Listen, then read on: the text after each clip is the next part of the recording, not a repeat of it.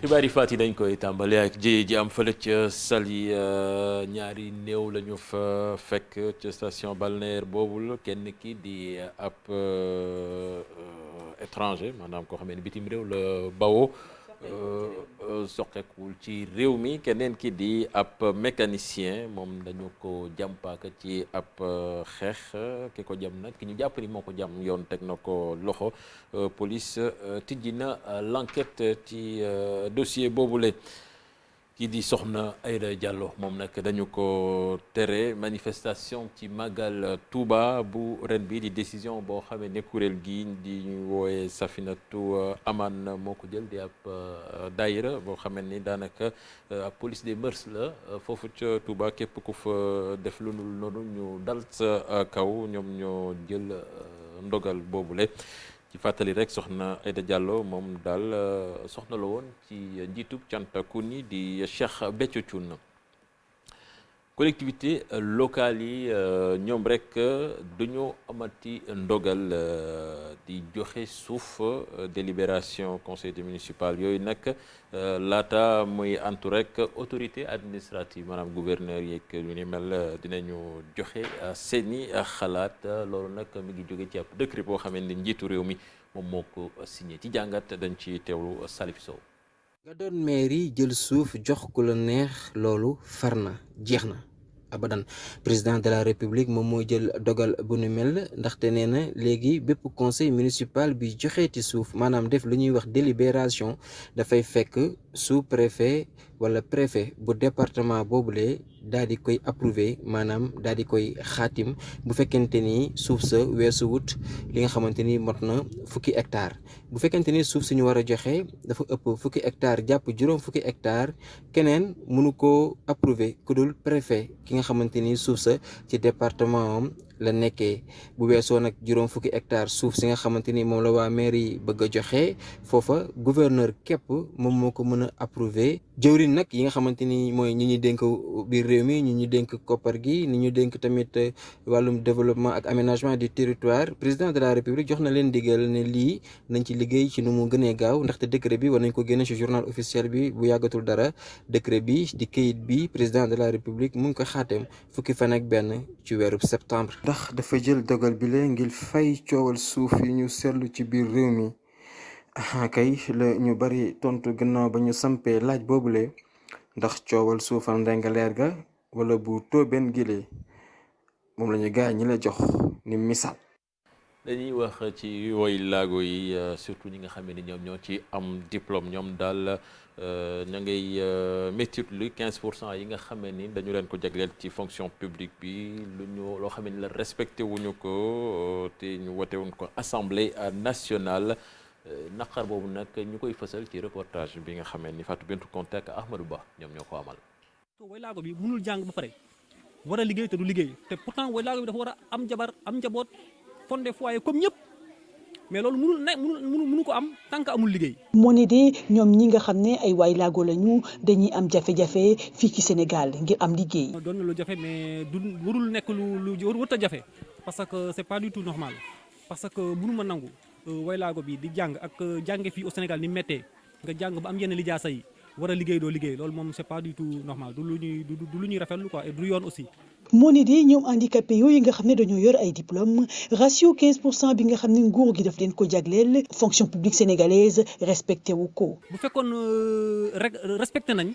15% yi parce que ñun woy laago yi nga xam ne am nañu ay diplôme am ay lijaasa matuñu sax 15%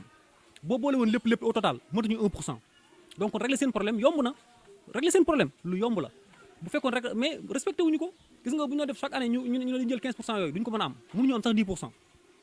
kon donc yaakaar naa ñu loolu seen problème réglé ko lu yomb la.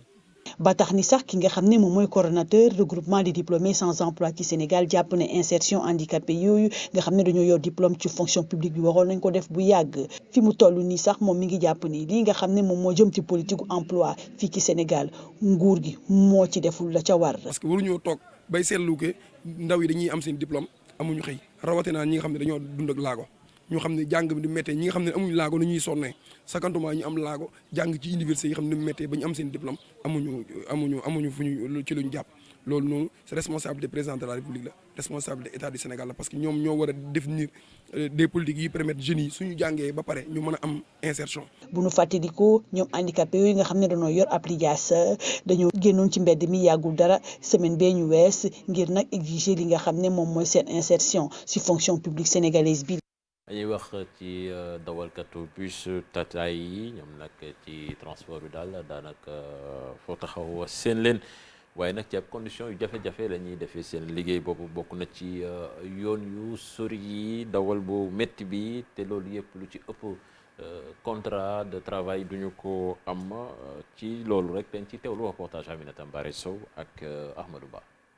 Adama Mbengue ab dawalkatu bus la mat na léegi fukki at ak ñett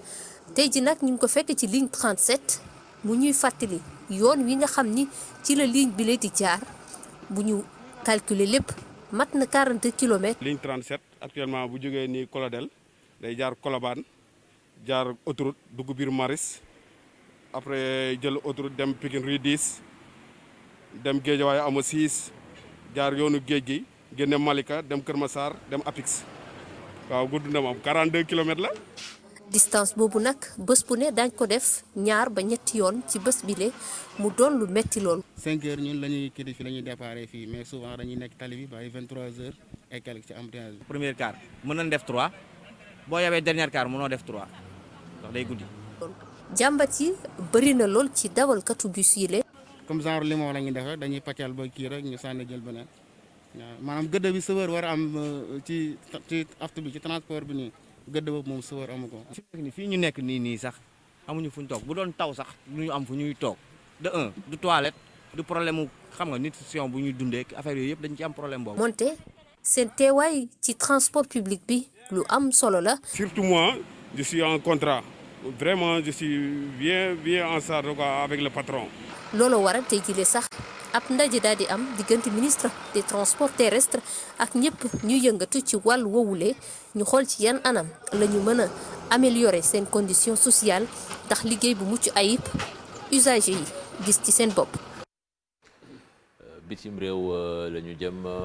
doore ko Modou Fall fële ca Mali. Mali kon jàpp leen ni tey jii nag la ñuy prêter serment ki nga xam te ni moom moo njiitu transition bi di Bandaw ak ki nga xam te ni mooy vice président bi. di colonel Assimi Goïta ñoom nag nga xamante ni rek moo nekk njiitu jënt bi moom Assimi Goïta te renversé kii di IBK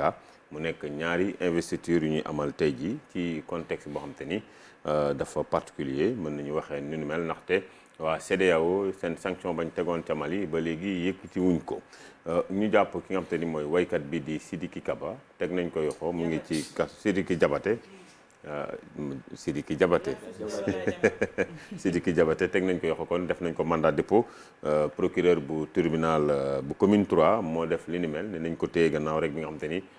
coroom si nga xam te ni sax moo nekkoon ak moom Sidiki Diabaté da ko kon def dóor yu métti moo am ci ay service corporel tubaab di ko tuddee échymose ci loxo bi ak tànk bi te ñu constaté ko moom nag kon kii di Sidiki Diabaté ñetti fan la def li nga xam te ni moo di violon ñu daal di koy yóbbu nag ca kaso.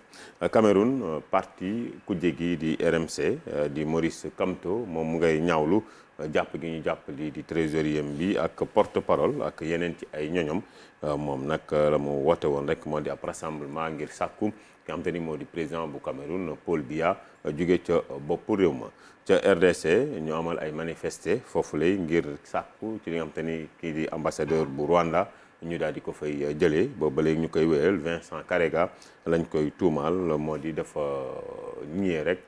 ni kon bokkul ca massacre yi nga xam te ni amal nañ ko foofee ay junni doomu aadama ñu faat leen ci ca Kazika nekk ca province Sud Kivu ñaar fukki fan ak ñeent ci weeru août ci 1998 yooyu la kon massacre rek on y jàpp ni ñoom ñii di parti démocratie di RCD ak ci njàppalu militaire yu Rwanda yi ñoo ko fa amaloon ca France Ligue des droits de l'homme ak FIDH ak juróom-ñeent militants yu Soudan ñoom dañoo déposé plainte kon kii di banque française bii di BNP Paribas wañ koy tuumaal moo di dafa bokk ci li nga xamante ni moo di crime contre l'humanité, génocide ak acte barbarie. moom nag ñoom dañoo nekk li nga xamante ni moo di partie civile ngir mbir yooyee leer am na ate ngi ni ci États-Unis président Donald Trump moom indi ni jiixi jaaxa ci classe politique bi gannaaw bi mu ne rek mënul garantie benn yoon li nga xamante ni mooy dana joxe nguur gi te du ànd ak violence maanaam coow bu fekkee Joe Biden moo gagné ñetti fan ci weeru novembre. loolee tax rek nga xamante ni classe politique bi ñu nekk ci kujje beeg mboolem acteur am ci jiixi jaaxa dañ ci ànd ak di saprera. fii ak juróom benn weer Fatah ak Hamas fas yéene dem ci ay élection ab dogal bu ñu annoncé Ankara capitale politique bu Turquie ci. benn laaj kese lañ ko laaj ca conférence de presse bi mu doon amal ca Maison Blanche ngir nag mu yokk xar mi karaw ci li nga xam ne moom mooy débat politique bi ca Amérique ginnaaw bi nga xam ne nag juróom benn ci ay bés kese ñoo ci des ci jongante palub njiitu réew mi moom Donald Trump ci laaj bi nga xam ne laaj nañ ko ci lan la nar a def bu fekkente ni lajj na ci kanamu kii di Joe Biden ñetti fan ci weerub novembre gi ñu dëkkmal laaj bi nag lii la ndax pare nga engagé wu nga fexe joxe lenge yi bu fekkente ni ñàkk nga mu doon joxe ab dal moom Donald Trump lii la tontu faaw nag ñu xoolaat yëf yi dafa yokk ci li nga xamante ni moom mooy tontu ji mu joxe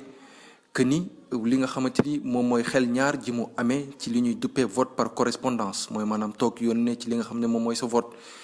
mu nekk ab méthode bi ñuy utiliser ci at wi li ko waral nag moom mooy mbas mi ñu gane si di coronavirus président bi gis ci ne ay fraude yu bëri dana ci am loolu nag tax na ba critiques yi gën a yokku ci ay bés yi yépp li mu wax nag moom Donald Trump lii la nañu fexe ba jëlee fii bulletin de vote par correspondance yi bu ko defee rek problème du am. moom Alxasan sax moom jël na ay li nga xamante ni daan ngir teg ko Cuba gannaaw rek ba ñu daanee ci wàllu tourisme bi nga xamante ni dafa laal bu baax a baax île boobu lay bii paa nag la mu song rek moo di fexe ba tey dund nga fay dugg ngir rek sonal régime bi waaye waa Cuba ñoom seen bopp lañ jàpp ni nee nañu dafa bëgg rek ku ko woteel ci li nga xamante ni moo di sud bu Floride. Palestine ñu jeexal ay élection daañu ko amal juróom-benni weer kon fii ak juróom-benni weer loolee nag ni ko def mooy ñaari pàcc yi mu di faction palestinienne bi nga xamante ni Mahmoud Abbas moo ko jiite ak Hamas bu islamiste yi ñoom ñi nga xamante ni ñoom ñooy contrôle di bande de Gaza. scrutin bu mujj bi maanaam vote présidentiel mu nga amoon ci atum 2005 boobu ba léegi dañuy wax rek waaye dara jotul gu fa am nañu wax Alxasan Ba moo ñu def ay leeral. fii ak juróom benn weer Fatah ak Hamas fas yéene dem ci ay élection ab dogal bu ñu annoncé Ankara capitale politique bu Turquie ci àllarba ji bi yoon nag nekkul guléet ñaari organisation yi di xaatim ak déggoo te dara du ci mujj ba tax yenn observateurs yi di laaj ne ndax ñaari frères ennemis yi mën nañoo organiser ay élection yu jaar yoon. ci fàttali 2005 Fatah bu Mahmoud Abbas moo gagné présidentielle ba at mi ci topp Hamas moom moo gagné assemblée nationale ba tax 2007 réew ma tàbbi ci ab crise politique boobu ba léegi bu weesoo présidentielle bi ak législative yi siège yu conseil supérieur de l'OLP tamit palestiniens yi dinañ ko vote. kon mbokk yi di saprera moo ñu defal bi de jàngat fii la ñuy yemale xibaar yi biti réew yi Cheikh Tidiane Diaw. jërëjëf Modou Fall Fatick yi moo fi gënoon a fës ci xibaar. jërëjëf Cheikh Tidiane yaa ngi réer de Modou Fall. jërëjëf dafa yàkkamti dem weekend. Modou dafa saturé. Modou da nga xaw a saturé surmenagé xam naa dafa saturé tu as besoin d'un break qui vient à point nommé. Rendez-vous très prochainement. Bon week-end, Inch'Allah. Bon week-end. Merci beaucoup. C'était Mamadou Fall moo ñuy gunge ci xaaj bu njëkk bi ak ñaareel bi mu aju ci wàllum xibaar yi léegi-léegi dañuy dem ci jàngat bi ak Charles Faye.